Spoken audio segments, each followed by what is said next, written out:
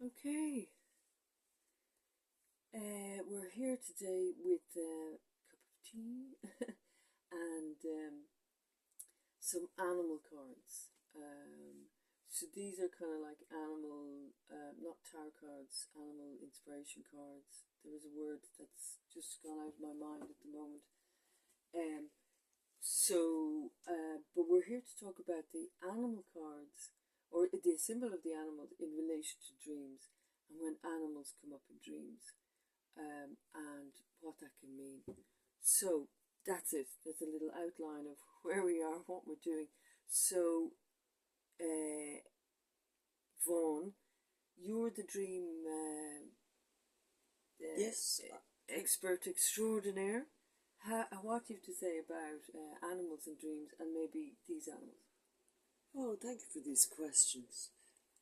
Yes, people do often dream of animals now and again, um, and they are part of our nature going way back. So they could be coming up to have a look at, or maybe just to look at qualities. Whatever the qualities the animal has would relate to, in general, to how you're really feeling of where you're at. Okay, so what have we got here? Okay, so they're messages. Are they messages from the subconscious? Because I know when they come up as totem animals, That's in somebody's life or in a vision, it's a helper, a messenger, right. that kind of Yes, thing. they're recognized as such. And is it true that they're part of this yourself? In the dream, everything is part of yourself, Right. Okay.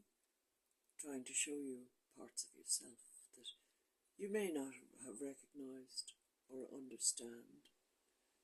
And if they come up in dreams, those parts of yourself are active. So So they're looking in your life, to be activated or resolved or something like that. They're looking for that something. that's right. Right. They're Okay. showing you a quality. Okay. So we just randomly chose four cards. The first card there is actually the crocodile.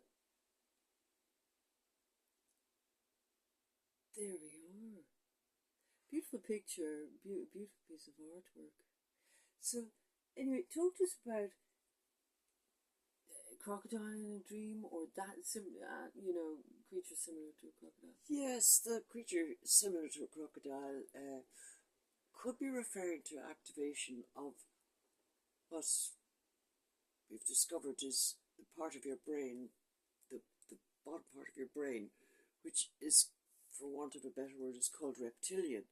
And it's also to do with the root chakra, and it's pure survival. So there wouldn't even be much in the way of emotion there either. And that's why people have this phrase, crocodile tears, which means that somebody isn't really meaning or feeling what they're saying Right. or moaning about or being sad about. Wouldn't be genuine sadness. People go, there's crocodile tears. It refers to a certain amount of hypocrisy. So it could be something you're not honest about in yourself. And they do live in swamps, and so they're part of the subconscious because they live in water. And they can remain hidden and look like a log or something.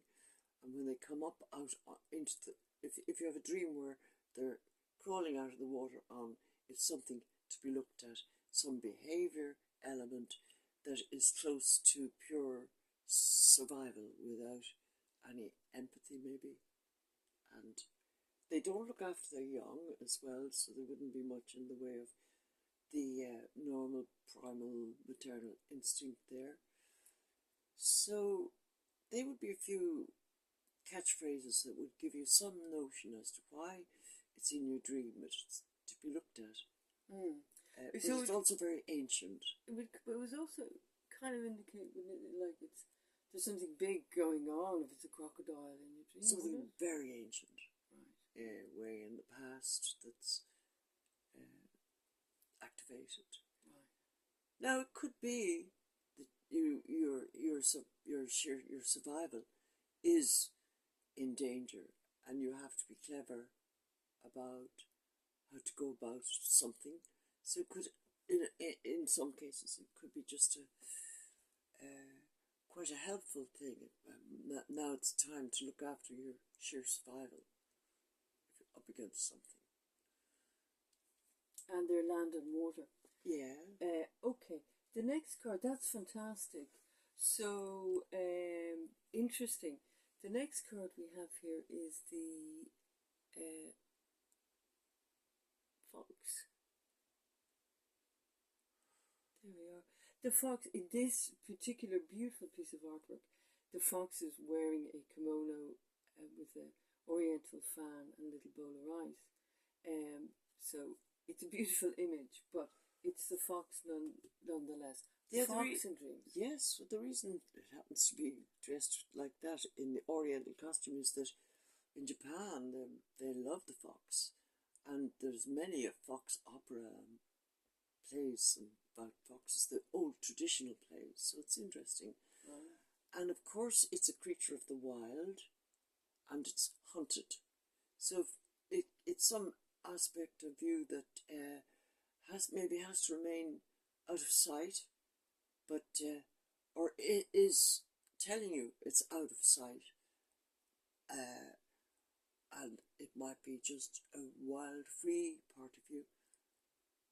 But they're also good at living in the city, so it could be telling you can be wild, but you can be civilized as well, or live in civilized society, be tame, the wild and the tame together, which is a combination which is in one of the tarots, of the moon and the two dogs, a wild dog and a tame dog. The two wolves, The two wolves, yeah. So they say sly as a fox. That's so right. That's that capacity to be able to, as you say, negotiate. You're being sly about something, and perhaps you have to be. Depends on where the fox is, what state the fox is in relation to everything else in your dream. Right. Yeah. Yeah. And other people say somebody's foxy, meaning that they're very beautiful or as well. So there's lots of things about foxes, and they are, as I said, they're hunted, but they're also loved. So it could be telling you that you feel hunted in some. Perhaps you've got family situations where you feel hunted, and it's just letting you know that that part of you is feeling vulnerable and has to just be careful and stay out of sight, maybe. They are good hunters, though. They are well able to look after themselves. Yes, it's telling you are. Good hunters. Even in conditions where they may not be the most satisfactory conditions for one to be living comfortably, or say if there was a food shortage or something along those lines. I'm only throwing this out. Yeah. The fox, if fox comes up in your dream, it means you're able to look after yourself. Right. And they're interesting in the sense that they're kind of half like a dog when you see them, and then they're half like a cat, and yet they're foxes, but they hold, it's as if they hold those two energies of, the good height of a dog, and they bark, and they've got paws, and all that, but yet they have this very feline energy. Yes, yeah, it's nice. It's a bit like the tarot card with choice, with tarot card number 6. The cups, the 2 of cups. You've got that. That's showing you this half and half. Also, so it could be a good sign. It could be a good sign. It's a good thing. So you'll know when the fox comes up in the context of where, what, and what's going on around it. Right. Okay, well, listen, that's great. We're going to move on now. So we have the raven. Another. Oh, put it up right. Another. It's a beautiful artwork there. They're just gorgeous cards. So So the raven. Do you want to just do the raven or raven and kind of that family of birds or all birds? Well, I think when a bird comes up, it's a symbol of your maybe need for more freedom, or it could be a symbol that you might need to take flight,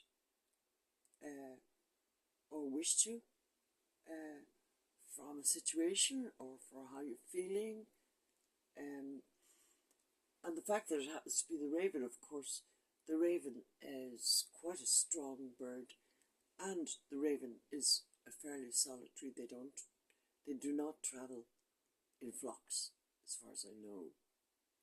They're also meant to be the messenger in a lot of myths and things. Going way back, they appear. That's why they appear as one single bird. They never appear in big flocks that I know of, and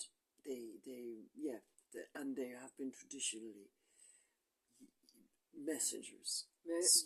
So they're a messenger, and even in the Irish mythology. And they have keen.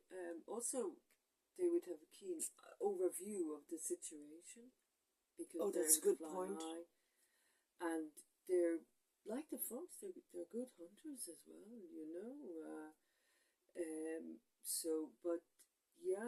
The messenger, and some people. Some people would love them, and some people would be quite, don't like them, afraid of them. They don't like the cawing. They really are. People either love them or hate them. That's a point. It depends on what they've heard about ravens, really, if you were to look at it in a dream. But in a dream, it would generally mean, I have news for you.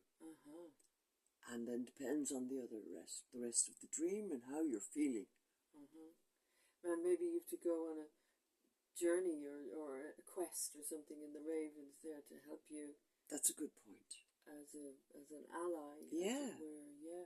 Beautiful. I mean, I know in so many traditions and indigenous traditions, to dream of a raven or have ravens around, I have heard that when a raven is in your locale in the same position most days, single raven, it indicates you're very comfortable in your environment. That's in the day-to-day world, but beautiful. So the last card here is the, I'll straighten it up again, insect or insects. Lovely piece of artwork. It's, it looks kind of like a mantis butterfly in the piece of artwork, but anyway, there we go. Insects. Yes, well, insects, they're really creepy crawling. They're really something fairly deep in the subconscious that you don't normally see. We don't normally see insects. They're around us and they're under our feet. Could be something going on under your feet that you don't know about, and if they appear, could also be suggestion of some sort of illness, or possible. As I said, they're always warning. The dreams, they don't tell you, here you are now. They go, this could lead to. But a butterfly is a transformation, and that's a dragonfly. That's a different one. Yeah, you mean the spiders, the scorpions, or any of those. Though an ant would mean you're hardworking, really. And if there was a swarm of ants, you're overdoing maybe. Yeah, there's so many insects that you'd have to look at nearly each one and the context, as you say. That's right. But of course, the butterfly would be a wonderful symbol that you're about to grow out of something and transmute and transform into something very beautiful. So it's a lovely, hopeful sign in a dream. Yeah. So it's just so broad, the whole thing of insects, but the majority of them are really quite small. So it's like, so a small insect can bite you and kill you. So, but it's saying it may be small, but there's a whole different range of. There's a range because some of them are crawling insects. So that is the way people say, makes your skin crawl.